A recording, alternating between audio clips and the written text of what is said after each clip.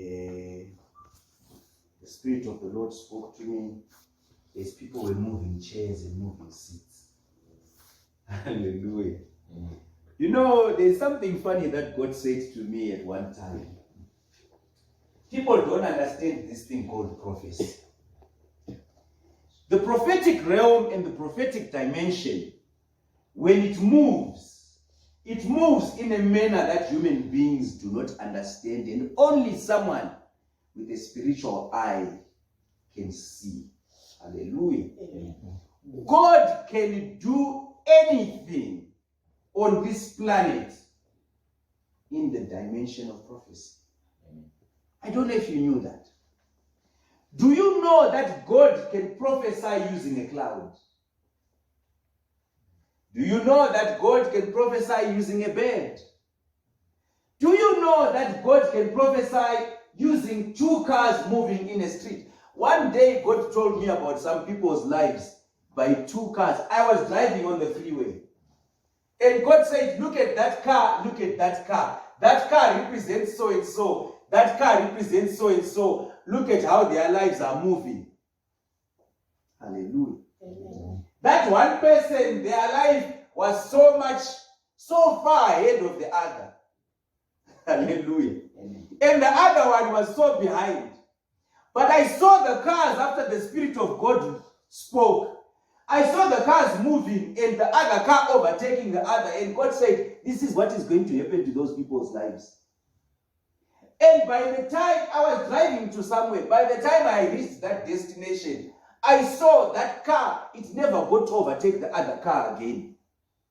And God said, until the end of their lives, those people, I have made an exchange. I don't know if anyone can understand what I'm trying to say right now. There's something that happened in this house. We were praying. I never said people should exchange seats. I never said people should move to wherever they're sitting right now. Where you are sitting, a lot of you, that's not where you were sitting when we started. Yes. But people just got up and everyone sat where they're supposed to sit. Amen.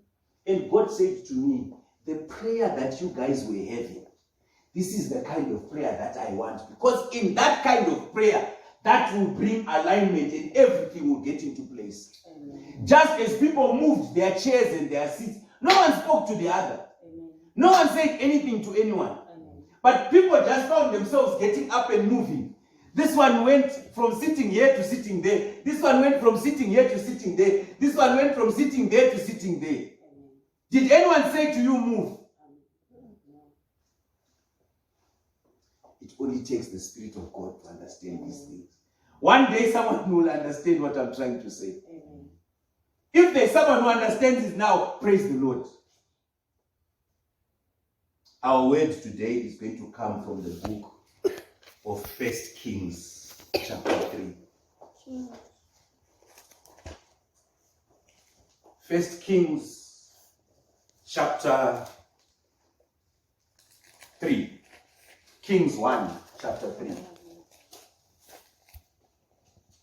Hallelujah. Amen.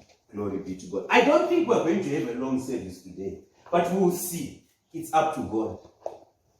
Thank you all for listening. I know I sent a message on the WhatsApp group and said today is going to be a day of prayer. No one is going to greet each other. We are just going to come. We come into the place of worship and everyone gets into praise and worship. Everyone prays until we start the service. If you want to greet each other, you greet each other after the service. Thank you very much for listening. Because there's something that God wanted to do. Some of these things, we don't see them happening. But they are happening. God will be doing it spiritually. You will see the results in your life. Hallelujah. Mm-hmm. 1 Kings chapter 3, verse 1. Now Solomon made a treaty with Pharaoh of Egypt and married Pharaoh's daughter. Then he brought her to the city of David until he had finished building his own house and the house of the Lord and the wall all around Jerusalem. Meanwhile, the people sacrificed at the high places because there was no house built for the name of the Lord until those days. And Solomon loved the Lord, walking in the statutes of his father David, except that he sacrificed and burnt incense at high places. Now, the king went to Gibeon to sacrifice there, for that was a great high place. Solomon offered 1,000 burnt offerings on the altar. Hallelujah. Amen. Glory be to God. So, the servant of God, King David, had passed away. Hallelujah. Amen. And I think we're going to have this sermon about how Solomon became king. I know we touched a little bit on it when we spoke about Mephibosheth, but this is, no, when we talked about Bathsheba. Anyway, so Solomon is now king. If I'm not mistaken, Solomon became king at the age of maybe 17 or 18. He was a very young boy. And this was at the peak of Israel. Israel was at its peak during the time of David. So you can imagine, successful as Israel was, big a nation as it was, then here is this boy who suddenly becomes king, Jedediah, loved by God as a teenager. Suddenly he's supposed to rule this nation. Now everyone has a way of worship. And people used to go to high places. Hallelujah. People used to go to high places. And these high places, remember the sermon we had about the mountain. People were going to high places to worship God. But somehow, no one was going high enough. Hallelujah. Because there was no temple of God. And until the temple of God was built, then things changed. I think you remember when we had the sermon of the temple, when we started going, when we opened the church. Now, so Solomon was also going to sacrifice at these high places, just like everyone else. But this day he went to Gibeon. He pushed harder than everyone else. And Solomon sacrificed 1,000. That was quite a lot. Amazing. Imagine 1,000 sacrifices. He was not giving up. He kept going and going and going and going. Total determination, giving himself to God. Hallelujah. Mm-hmm. Sometimes people can come to church, they have their 2-minute prayer. I'm not saying it's a sin to pray for 2 minutes. Sometimes I also have these 2-minute prayers. You might think, man of God, when he prays every time, he prays for 10 hours. No, it's not all the time. I don't have all-night prayers all the time. Sometimes I only pray for a few minutes. But there are times when you need to pray. The intensity of the prayer is what matters. The focus. When you are focused on God, you are not thinking of anything else. You're giving yourself to God. Just like you can tell, even yourself, you can tell the way you prayed this morning is not the way you pray all the time. Hallelujah. So at this point, Solomon was at Gibeon and he sacrificed, and the Lord appeared to Solomon in a dream by night.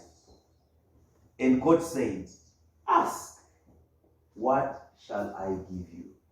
Hallelujah. Some people say we don't believe in dreams. Yes, I understand why they don't believe in dreams. Some don't believe in dreams because of ignorance. They don't know what dreams are. Secondly, some say we don't believe in dreams because there is a huge possibility of getting lost when you rely on dreams. For the just shall live by faith. We walk by faith and not by sight. So if you are taken by sight, sometimes you lose your faith. I do understand those kind of teachings. You see, what happens is when you have the Holy Spirit of God, the Holy Spirit of God reveals things to you. And a lot of the times, he doesn't only reveal in visions. Sometimes, and a lot of the times, he reveals in dreams. Hallelujah. Amen. So in this instance, God revealed himself to Solomon in a dream. Now, where you need to be careful as a child of God, you need to have the spirit of discernment so that you know which dream is from God and which dream is not from God. Because the enemy has realized that God uses dreams, and the enemy has also started sending dreams to people.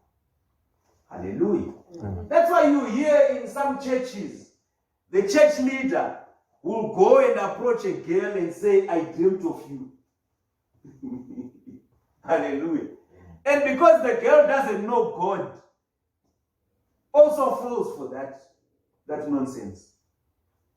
If this girl was a true child of God, she should have said, man of God, that dream was from the devil. Because God cannot give you a dream where you dream of marrying me or being with me. Hallelujah. Amen. I remember during the week I spoke to someone. There's a lady I was speaking to. So I do the school run. I drop my kids and I pick up my kids. So I started talking to this lady. I think she was also picking up her children. She told me a story. She's been divorced. And she says, because I was speaking of the word of God, she then says, you can help me. I'm praying for your husband. Because now I want to pray for a good man. I don't want to have the type of husband that I had before. I want a God-fearing man. She had a long list. I want a God-fearing man. I want this. I want this. And I know God is, I said to her, my friend, I'm sorry to break your heart, but God is not sending you a man. It is impossible for God to send you a husband. Because if we go to the word of God, if God was speaking to you, I am telling you, according to the word of God, God was going to say one of two things to you. Either he's going to say to you, reconcile with your husband, or he's going to tell you that this is not the time to be looking for husbands, because any husband that you marry will be a adulterer. Hallelujah. Mm-hmm. Anyway, back to the word of God. So, God said, ask, what shall I give you? And Solomon said, you have shown great mercy to your servant David, my father, because he walked before you in truth, in righteousness, and in uprightness of your heart with you. You have continued this great kindness for him, and you have given him a son to sit on his throne, as it is this day. Now, O Lord my God, you have made your servant king instead of my father David. But I am a little child. I do not know how to go out or come in. And your servant is in the midst of your people, whom you have chosen, a great people, too numerous to be numbered or counted. Therefore, give your servant an understanding heart, to judge your people, that I may discern between good and evil. For who is able to judge the great people of yours? Hallelujah. So now Solomon is given an opportunity by God to ask for anything. Imagine if this was you. You are at this point, you realize you're talking to God. You realize nothing is impossible to him. And he says, ask for anything you want. Ask for anything you want. Hallelujah. Right now, this is where we are. We are at a point where you are in the presence of God. We have an opportunity to ask for anything. Realize when we started praying in the morning, I always, most of the times, give guidelines, bullet points, and prayer points. Most of the times I tell people, let's pray for this, let's pray for this, let's pray for this. Did you notice today I didn't tell anyone what to pray for? Hallelujah. Amen. Solomon, ask for what you want, I will give you. He could have asked for anything. Someone asked for Lamborghinis, someone asked for private jets, someone asked for Ferraris, someone asked for mansions. We have people who are coming to church for various reasons. Some come to church because they want to get married. To them, marriage is everything. Some come to church because they seek healing. They are in pain, their body is aching. They've got a headache. I remember yesterday I talked to someone who was saying they've had more than 10 years of migraines. Hallelujah. Mm-hmm. Some come to church because they just want to eat better food. Mm-hmm. They're tired of whenever they open their fridge, it's depressing. So they come to church to pray to God so that their standard of living improves. They want to wear better clothes. They want to be respected by their relatives. Some believe they have bad luck, they want to get rid of that bad luck. But real wisdom comes from God.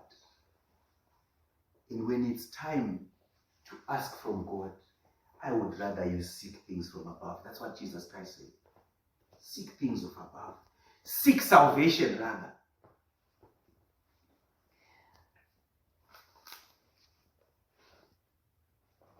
Verse 10.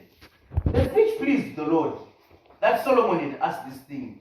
And God said to him, because you have asked this thing, and you have not asked long life for yourself, nor have you asked for riches for yourself, nor have you asked for a life, the life of your enemies, but you have asked for yourself understanding to discern justice. Some, when they ask for long life.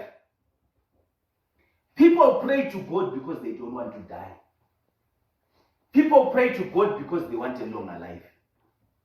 Hallelujah. Amen. But you can see this is not what pleases God. Can you see that? Some people, they ask for riches. We have a lot of churches and a lot of ministries that are dwelling in prosperity gospel. You can see God is speaking for himself there. That does not impress him. So when you go to God asking for riches, you're not impressing God. That's what he said to Solomon. I'm not the one who's saying that. That's God. Amen. 1 Kings chapter 3, verse 10 and 11 will tell you. So all these men of God that are gathering people and telling them about breakthroughs and prosperity gospel, that does not impress God. Apostle, where are you finding it? Read 1 Kings chapter 3, verse 11, verse 10 and 11. It doesn't impress God to pray for these things of this world. Or ask for life of your enemies. Thunder, fire. All these people with their witchcraft that are fighting me. People will spend the whole all-night prayer cursing and burning those who are fighting them. That does not impress God. Beware of your deliverance ministries. It's there in the Bible. It's not me. It's the word of God. Hallelujah. Amen. But if you ask yourself, understanding, discerning, and justice, what this word is saying is Solomon is preaching the importance of the Holy Spirit in salvation. Hallelujah. Mm. Because remember, we're a royal priesthood. Everyone who is a child of God is two things. You are a king and you are a priest. I don't know if you know that. We are a royal priesthood. So we are sitting at the same place where Solomon was sitting. You've been given this crown, but you don't know how to be a king. Hallelujah. Amen. You've been made a king by virtue of being a child of God. But as much as you are a king, do you know how to be a king? Do you know how to rule? Do you know the power you possess by virtue of being a child of God? This morning I was just explaining to my son. He was having a nightmare and I was telling him, but remember, I taught you that you can pray about these things. Remember, you can pray before and after you sleep. Remember, you can even pray in your dream. Hallelujah. That's an example of a king who has been made a king when he's young, but he doesn't know how to rule. Hallelujah. Sometimes you get caught in situations where you don't know what to do with that situation. It's just like being made king when you're a teenager. Hallelujah. Because a king has power, a king has authority, a king can judge. But this one, he admitted that I'm still too young. So as Christians, we need to get to a point where we admit, God, thank you very much for the power you've given me. But I want to be honest with you. I don't even know what to do with this power. I require the wisdom of the Holy Spirit. Then the wisdom of the Holy Spirit will guide you. Hallelujah. Amen. What do I do when I meet somebody who is sick? What do I do when I meet somebody who says, man of God, pray for me, I want a husband? What do I do when I meet someone who says, I want my enemies to be punished, man of God, pray for me? What do I do when I meet someone who says, "Man of God, I am a Christian, but I still drink"? How do I respond to such people? It requires wisdom. It requires wisdom. Solomon asked for wisdom. And remember, we had the lesson on the Holy Spirit, and we said the 7 spirits of God. Among them is the spirit of wisdom. Hallelujah. Amen. Behold, I have done according to your words. See, I have given you a wise and understanding heart, so that there has not been anyone like you before, nor anyone like you arise after you. Hallelujah. When God gives you baptism of the Holy Spirit, He comes with so much knowledge and so much wisdom that there has never been and there will never be anyone like Him. The Holy Spirit of God. I've heard a lot of people talking about when I preach. Hallelujah. Some people, I've even heard, even when we were in Zimbabwe, and the national overseer of Zimbabwe was saying, when the apostle is preaching, the revelation, that revelation, I was not born with it. It's not my characteristic. Hallelujah. Amen. People should not make the mistake of thinking it's my ability or my characteristic or my... That is the Holy Spirit of God.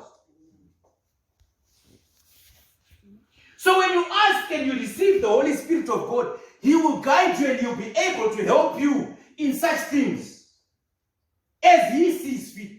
Because remember, Apostle Paul says, according to His wishes and glory. It's according to, if He thinks that right now, for His church to prosper, we need someone to stand up and say this, He will do it. When we wanted a name for a church, He saw it fit to speak to the pastor, and pastor stood up. You were all there, right? According to what he wants. Hallelujah. Amen. I'm just speaking an example. When this ministry was starting, there was a word of prophecy about the river. You remember? Amen. It's according to what He wants. Amen. He will give according to whoever He wants at the time He wants, when He sees fit. But we need to ask for the Holy Spirit. That's what this sermon is preaching. You cannot make it in life, in Christian life, without the Holy Spirit. Every time we talk about salvation, salvation is not complete without the Holy Spirit of God. Any Christian, even if you are born again, even if you are sanctified, you need to pray for baptism of the Holy Spirit. I am telling you, baptism of the Holy Spirit will change your life. The Holy Spirit will change your life. He will change how you live, even your dreams. I saw my life changing.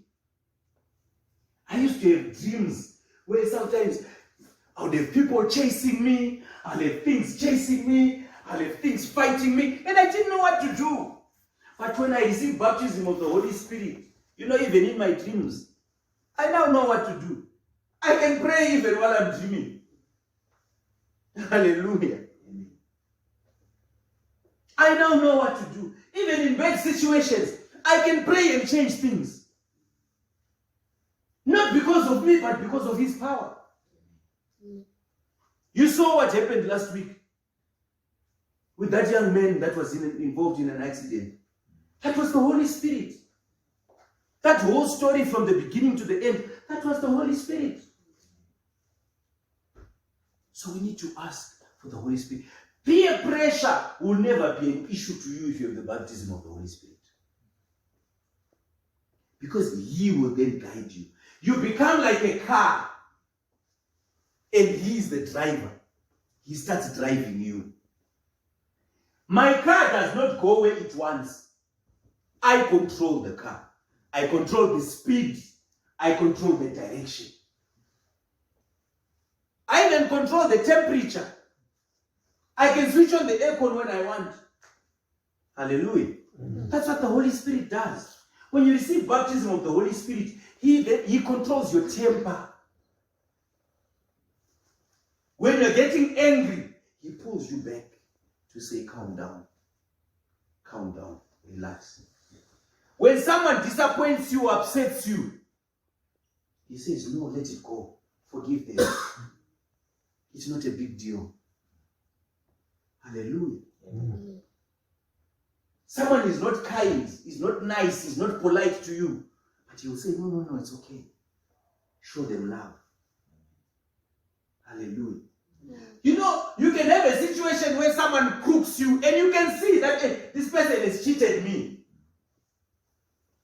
The true nature of a human being, the flesh, is to go and shout and say, you think I'm foolish, you think I can't see. But the Holy Spirit says, no. Maybe this person will actually learn a lesson from this. Hallelujah. Amen. In quiet and confidence will be your strength. That's the Holy Spirit. Hallelujah. Amen. Behold, I have done according to you, to your words. See, I have given you wise understanding of the heart, so that there is not been anyone like you before you, or shall anyone arise after you. And I've also given you what you have not asked for. Hallelujah. Both riches and honor, so that there shall not be anyone like you amongst the kings all your days. When you receive baptism of the Holy Spirit, remember the word of God says, seek ye first the kingdom of God and its righteousness. The righteousness of God is in the Holy Spirit. Seek ye first the kingdom of God and its righteousness, and all these things shall be added unto you. When I gave my life to Jesus Christ, I never said I'm giving my life to Jesus Christ so that I can lead his church. Never. That was beyond me. But these are things that God will then add on. See, people are making a mistake of wanting to rush to things before they get. They don't have salvation, but they already want to lead churches. You don't have salvation, but you already want to be the richest man on earth. That money will bring distraction. I was looking on Twitter, on social media. The richest man on earth right now, Elon Musk. Someone talked to him about going to heaven and going to hell. And you know, this guy, rich as he is, he's such a fool. Elon Musk then responds to this guy and says, if I look at the people in the world right now, I think there will be a lot more people in hell than in heaven, so I'm okay with going to hell. Straight, in public. So, if you don't have the Holy Spirit of God and you receive riches, it takes you to destruction. But if you have the Holy Spirit of God, then riches will have purpose. Then you will know what to do even with your riches. Hallelujah. Amen. So God says, I'm happy with you. I am going to bless you. And in addition to blessings, I am going to honor you. I'm going to give you honor where people will honor you. And in addition to that, I'm going to give you riches. I've always explained that riches and blessings are not the same thing. Being blessed by God doesn't mean you are rich. And being rich doesn't mean you're blessed by God. There are some people who are rich but are not blessed by God. There are some people who are blessed by God but are not rich. Even Abraham, I explained this issue. Hallelujah. Amen. And what I love about Solomon is, in this instance, like I said when we started our sermon, this story is prophetic. He is prophesying the kingdom of God. He is prophesying Jesus Christ. Because Jesus Christ is the Son of God. Hallelujah. Amen. And Jesus Christ, as the Son of God, was full of the Holy Spirit of God. And full of the Holy Spirit of God, he becomes the king that no other king can be like. There has never been and will never be another one like him. Hallelujah. Amen.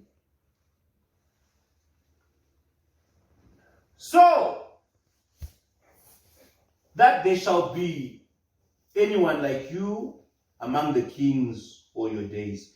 So if you walk in my ways to keep my statutes and my commandments, as your father David walked, then I will lengthen your days. Then Solomon awoke, and indeed it had been a dream. And he came to Jerusalem and stood before the ark of the covenant of the Lord, and offered up burnt sacrifices, offerings, offered peace offerings, and made a feast for all his servants. Hallelujah. Amen. Praise the Lord. Amen. So now Solomon woke up, meaning this was a dream. To those who who preach against us because we believe that God speaks to us in dreams sometimes.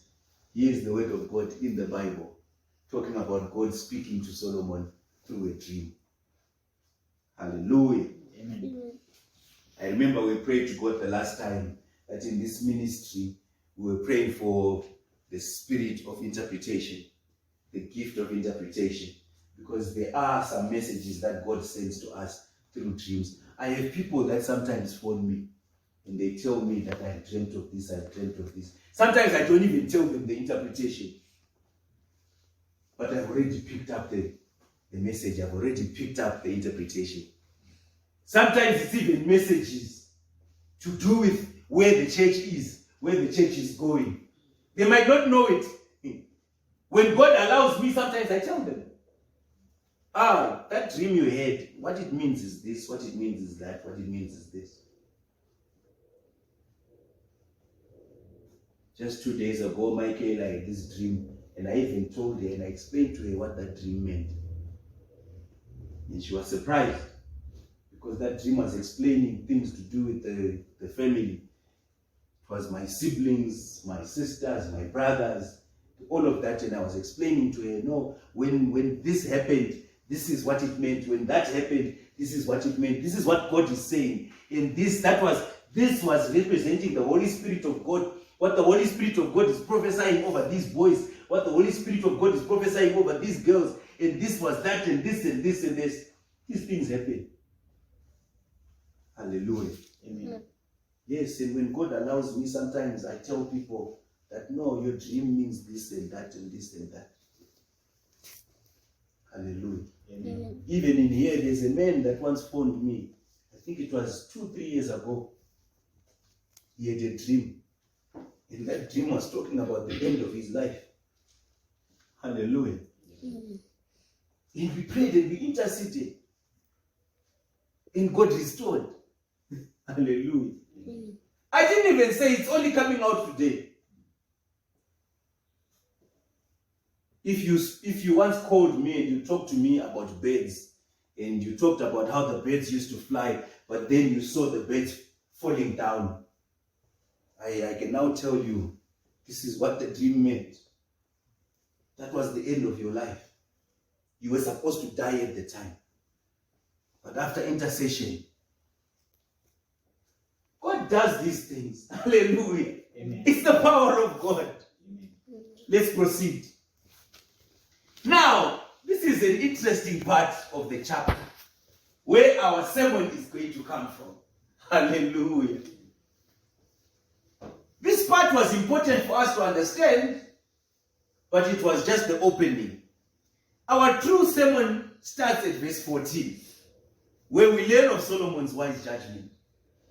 Now 2 women who were harlots came to the king and stood before him. Hallelujah. I remember we've had a lot of sermons where we explain what 2 women mean or what 2 women stand for. Hallelujah. Amen. They came and they stood before the king. Remember, this is something that really happened. And like I explained to you, praise the Lord, this is why the Holy Spirit of God said, sometimes things happen, but they are prophetic and they prophesy what is going to happen later. And last week, we learned about allegories and parables. And one woman said, "Oh, my Lord, this woman and I dwell in the same house. And I gave birth while she was in the house. Then it happened the 3rd day after I had given birth that this woman also gave birth. and we were together. No one was with us in the house, except the two of us in the house. And this woman's son died in the night because she lay on him. So she arose in the middle of the night and took my son from my side, while your maidservant slept, and laid him in her bosom. Then laid her dead child on my bosom.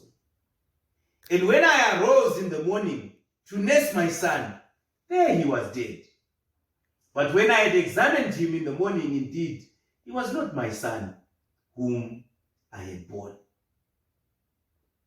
Then the other woman said, no, but the living one is my son, and the dead one is your son. And the first woman said, no, but the dead one is your son, and the living one is my son. Thus they spoke before the king. Hallelujah. Amen. Glory be to God. Amen. Whew. May the Holy Spirit of God help me to interpret this. So these two women decide to go to the king. Both of them gave birth to children. Hallelujah. Amen. But both of them, as they gave birth to children, one gave birth before the other. Hallelujah. Amen. And they are staying in the same house, these two women. And in this house, there is no one else but just the two of them. Glory be to God. Then this woman gives birth to a son that then dies.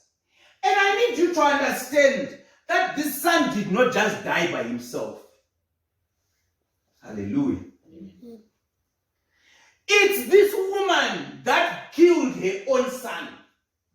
Because of the weight of that woman was too strong or too powerful for the son, right?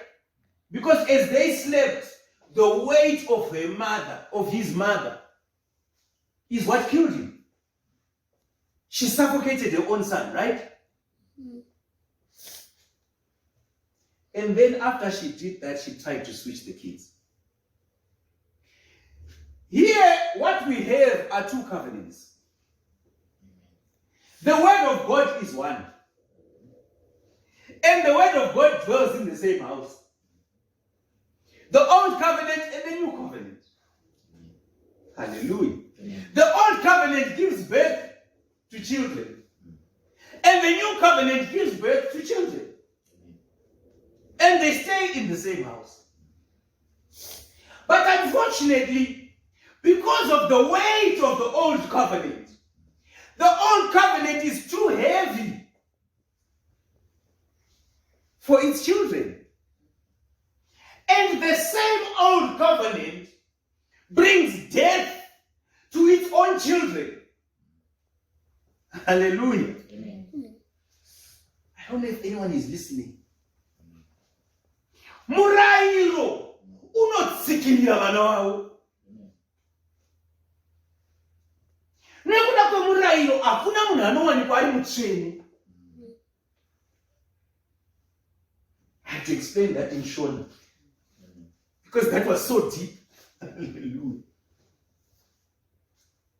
The New Testament or the New Covenant dwelling in the same place with the old, because remember, these two work together. We are in the New Covenant. We are in the New Testament. But as much as we are in the New Covenant, the new and the old dwell in the same house. Right now we are hearing the sermon from the Old Testament. But we are surviving in the New Testament. Does that make sense? Hallelujah. Hence dwelling in the same house. Hallelujah. So what happens now? The old covenant. If we are to dwell in the old covenant, this is where you find all those things that we preach against.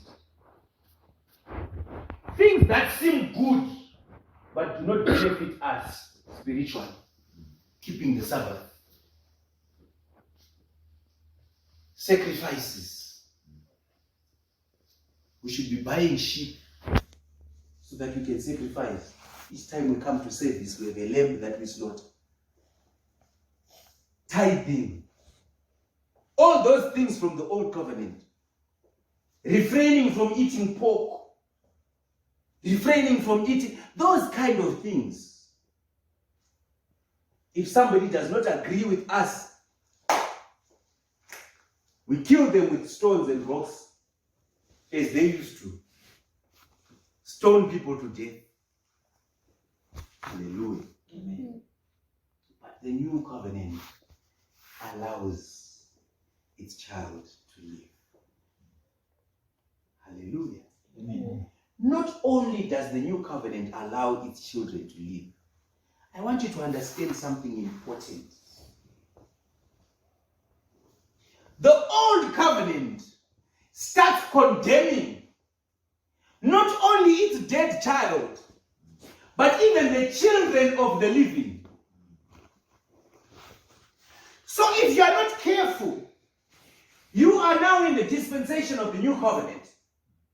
But if you want to subscribe to the old covenant, it will speak death unto you. Hallelujah. Because while you're in the new covenant, the old covenant will say, but you didn't pay your tithe last month. Hallelujah. And the new covenant testifies on behalf of her children. So the new covenant even goes to the king and says, my Lord, I am crying because of my son. And I want to tell you that my son is still alive.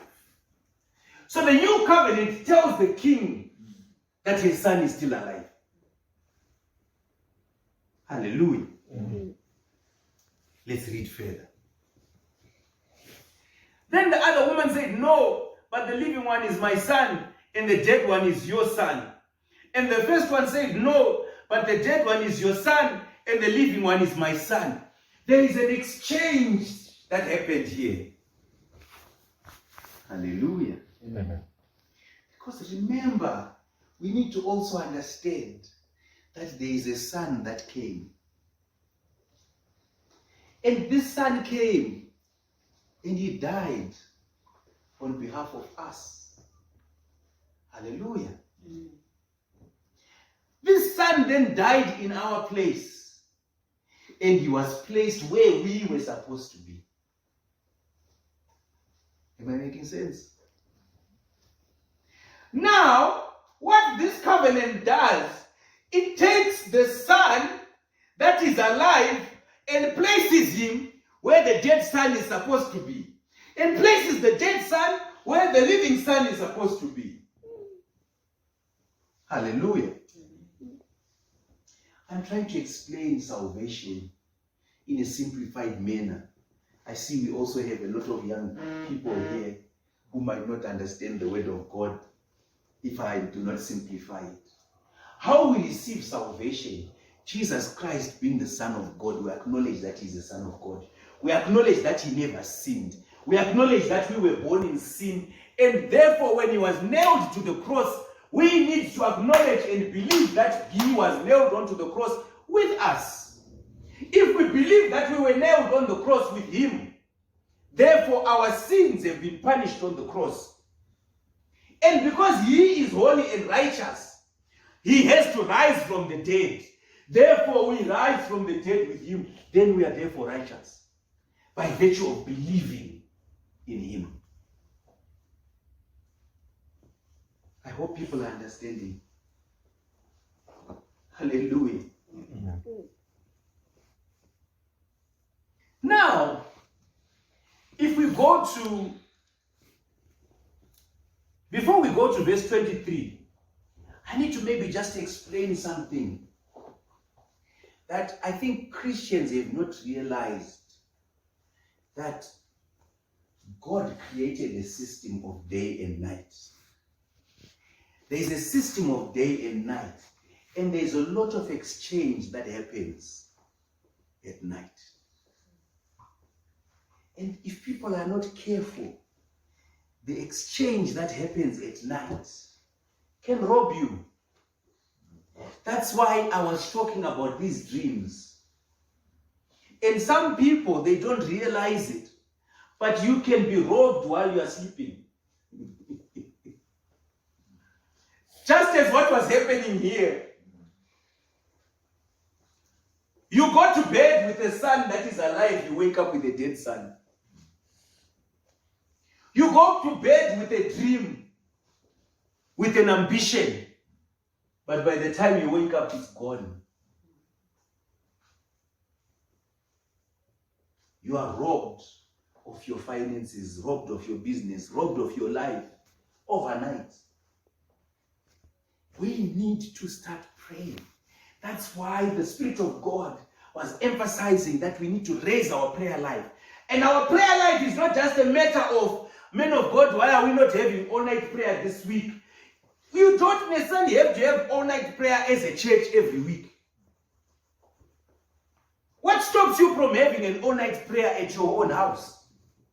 What stops you from praying? Hey, guys, before you sleep, you need to pray. And when you wake up, you need to pray.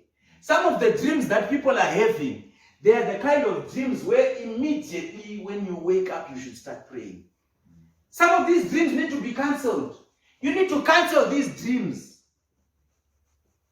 You need to cancel these dreams because they are evil spirits that are bringing these dreams. These are the enemy's dreams that they are pronouncing upon your life.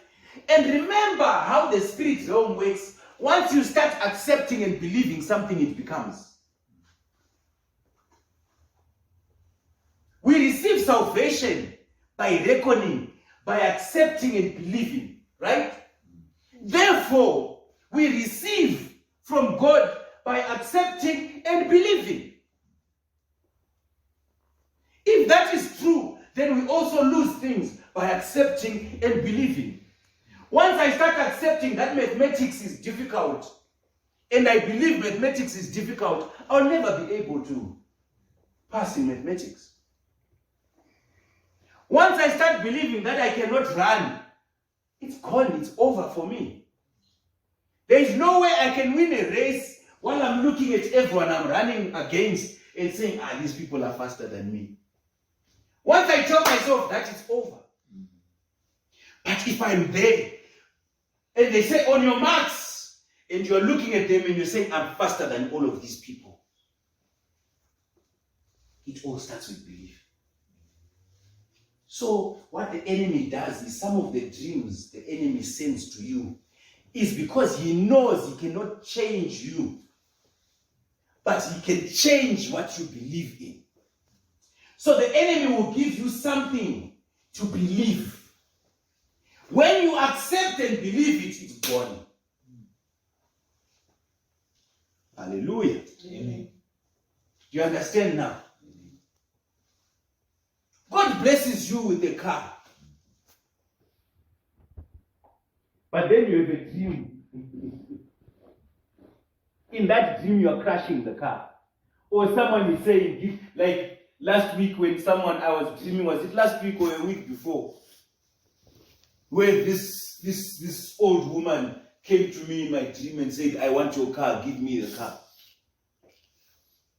And then you release the car, you give her, you wake up, the car is gone. But you have to have the strength to say, no. I received this from God. I am not letting go. And you pray about it. Pray over all dreams, good and bad, even when you receive prophecy. Even when you receive prophecy. Because remember, the prophetic dimension is in the spirit realm and it hasn't manifested physically. Daniel, I gave you an answer the first day I responded. I sent Gabriel to you on the first day. So why was he fasting for 40 days? Some things God has already released in the spirit realm. But for you to then access, for them to manifest in the physical, you need to pray over it. Hallelujah. Amen.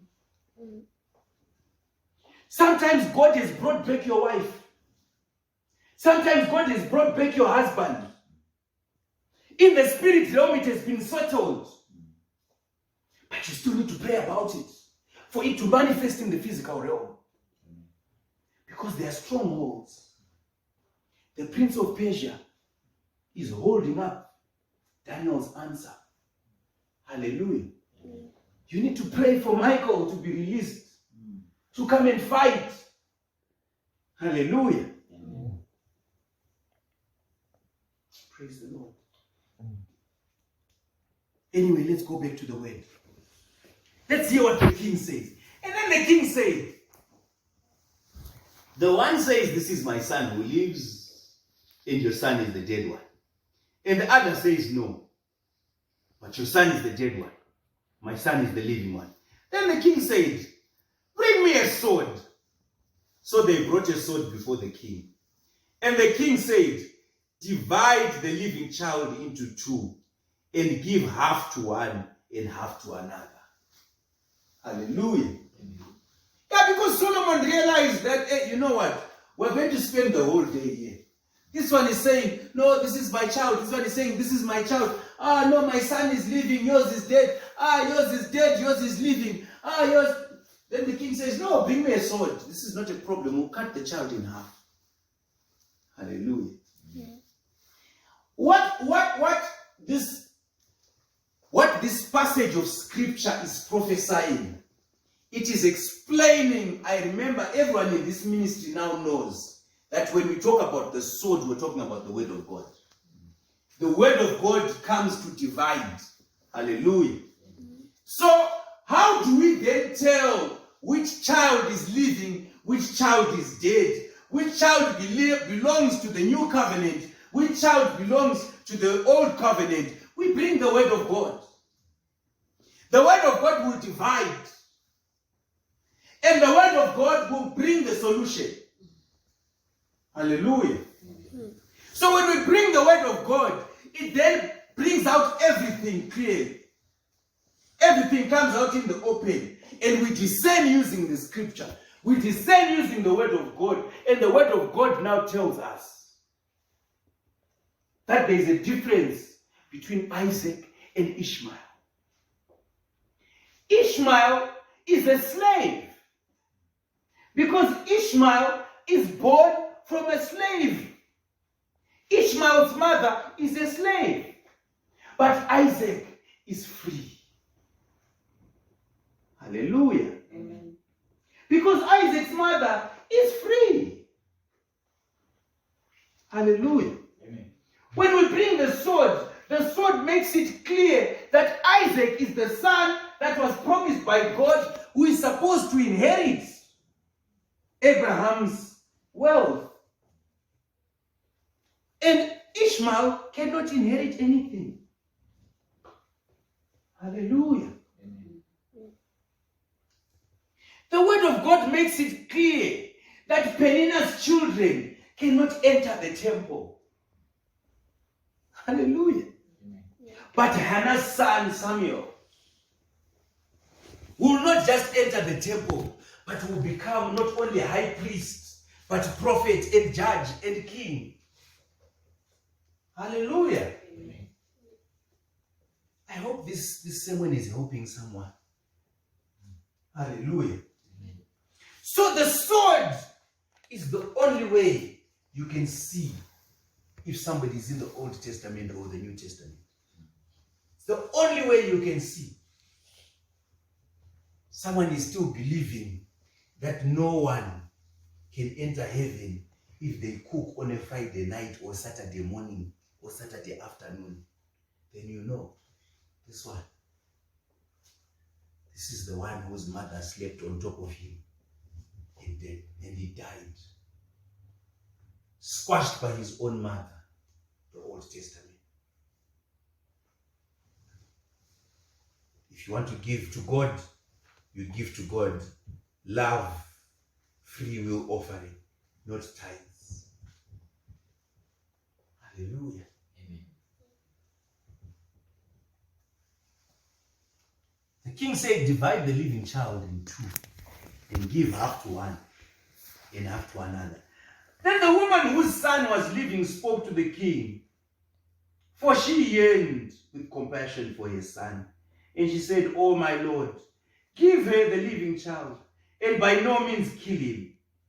But the other one said, "Yeah, let him be neither mine nor yours, but divide him." Hallelujah. So, here you can see that the other woman screams death to both children, while this one screams life to her children. Hallelujah. Women also represent churches. Beware which church you subscribe to, which church you join, which church you go to. Because some churches scream death to their children. Hallelujah. Some churches will make you get into things that bring death upon your life. I'm talking spiritual death. You end up subscribing to things that have nothing to do with the word of God. Hallelujah. You end up fighting battles that you have no business fighting as a child of God. I was in Zimbabwe about a month ago, if I'm not mistaken. I was talking to a church leader of one of the churches, and I was saying to him, the word of God is very clear on how churches are run and what you should do as a child of God. I even said to him, if you are really a man of God and a leader of a church, and if you are a child of God, you have no business going to the courts to settle your matters. Christians taking each other to court. That should never happen. Not with children of God, because the word of God is clear. What you are doing is you are taking the kingdom of God into submission to the kingdom of the devil. Now a child of the devil who's not born again is sitting down on a chair deciding what time you start church, what time you finish church, who gets what in the kingdom of God, who then has entitlement to what in the kingdom of God. What are you saying about the kingdom of God? That is an abomination to God. It's a sacrilege. How can you, as church leaders, bring yourselves under children of the devil? These truths have to be raised, and if people need to repent, they need to repent. They need to ask for forgiveness from God. Now you are taking money that people have gone saying they are giving to God as an offering to their God. And that money is now going to serve the children of the devil because you're fighting a court case. Someone will have to answer to God about those things. Such decisions God is going to ask. Because remember, also, as a man of God, when people give money to church, this is another mistake that people make. If you are a man of God and people pay money to a church, it doesn't automatically become your money. You are merely a steward. You are trusted to have the wisdom to make the right decision with these finances. Hallelujah. Amen. But it doesn't mean you are now taking it, you go and you buy alcohol, you buy cigarettes, you do whatever you want, or even maybe they were talking about sins, even if you are not sinning. We see a lot of these so-called men of God who take money from church and use it to send their children to private schools and buy gold watches and buy expensive cars and expensive mansions. I am not saying men of God should always be poor, but I'm saying people need to exercise wisdom. Think about it. You can't be staying in a 50-bedroom house as a man of God. In that time, you have people in your congregation who are coming to pay that money into the church. Some of them are still renting. Some of them don't even have houses. Some of them don't even have cars. You can't even give them a lift in your car. So they are sponsoring your luxurious lifestyle. And yet they are poor. You are wearing expensive suits, but there are people in your church who cannot even afford to buy a suit. No one can even come and say, men of God, we don't have food. Can we have food? Men of God, we haven't paid rent. You say, I'll pray for you. We need to start seeing these men of God giving money to people in the church. We need to see these men of God helping people to pay school fees. We need to see these men of God helping people to buy food in their houses. We need to see these men of God helping people to also own houses. Why are they buying private jets when people who come to their church cannot even buy a pair of shoes? It doesn't make sense.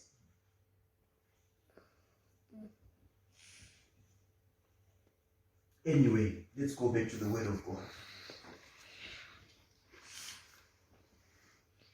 So the king answered and said, give the first woman the living child. By no means kill him. She is his mother.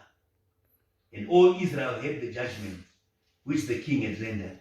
And they feared the king, for they saw that the wisdom of God was in him to administer justice. Hallelujah. So the word of God is as such. Your mother will cry out to God on your behalf. Hallelujah. Amen. And when I say this, I'm not talking about our physical mothers. I'm talking spiritual things. Your mother will cry out to God on your behalf. And your mother will say, this is my son, he is alive. So the covenant that you are in will testify on your behalf.